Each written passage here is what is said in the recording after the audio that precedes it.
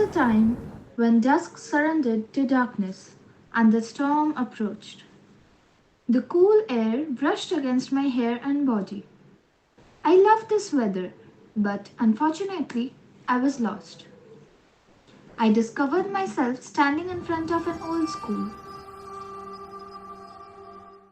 As there wasn't any other options left, I had to spend that stormy night there. With one last hope, I tried dialing my family. As expected, there was no network again. Also, my phone was nearly dead. I sighed and proceeded further. As I entered, the thunderstorm rolled in. I gripped the strap of my purse in fear and told myself that there's nothing to be scared of. Black creatures flying in the night sky were visible. I thought they were owls, but then realized they were bats too. I continued stepping further. Faintly sobbing sounds reached my ears. I looked around but didn't notice anyone. To make matters worse, it started raining heavily. I increased my pace and reached the nearest corridor. By then, I was almost wet already. There, I spotted a little girl on the staircase. Her legs folded to her chest with her arms wrapped around it and crying on her knees. I approached her slowly. Her red, puffy eyes gazed at me. She looked 6 or 7. I'm also lost here. We can figure a way out of here tomorrow morning, I said, trying to lighten the tensed ambience. She was still crying, but slowly nodded at my words. Then let's go to find a safer place and spend the night here, I said, looking around. When she pointed towards a room where a light flickered inside it. The room was on the other side of the campus, and the door was half opened. There's a library. We can stay there. I looked at the room. It felt a little strange, but still, I nodded. We began walking towards it.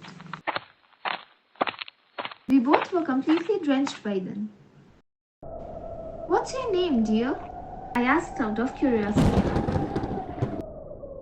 Lily. She answered shortly. Pretty name for a pretty girl. I chuckled and commented.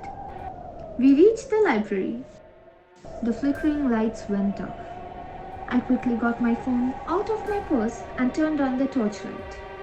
With the help of the light, I looked around but couldn't see Lily. Lily? Lily! I called, but didn't find her. Suddenly, I heard chuckling sounds. Oh, so you are here.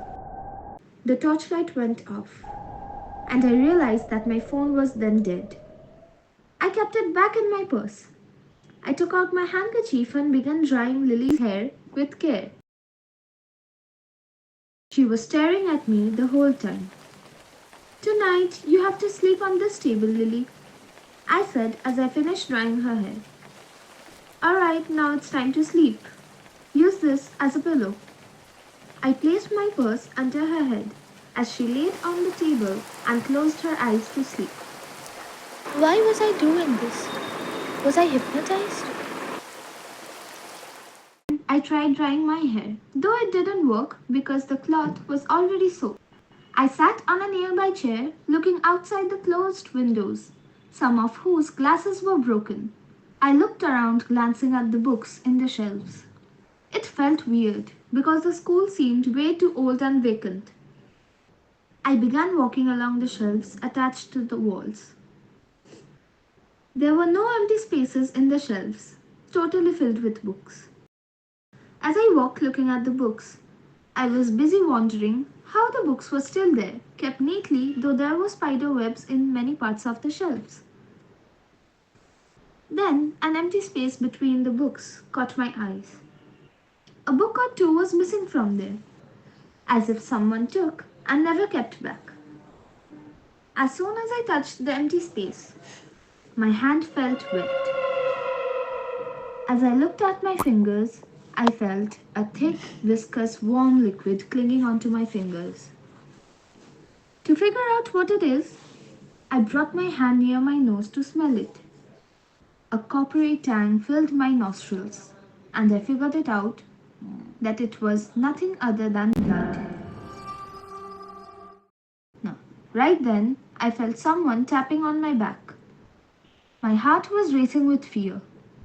The hand was really cold. I could feel the coldness through the fabric of my dress. I turned and saw Lily standing and smiling at me. She began calling my name. The voice was really familiar, but it wasn't hers. She was calling my name continuously, and I just stood there sweating.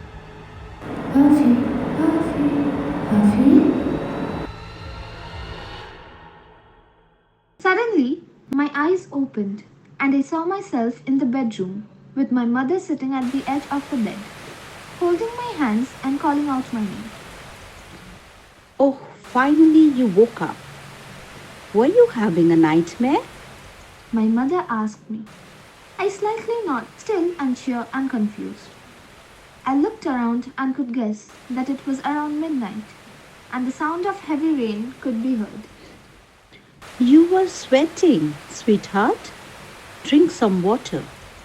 She offered me a glass of water from the bedside table. I took few sips and thanked her.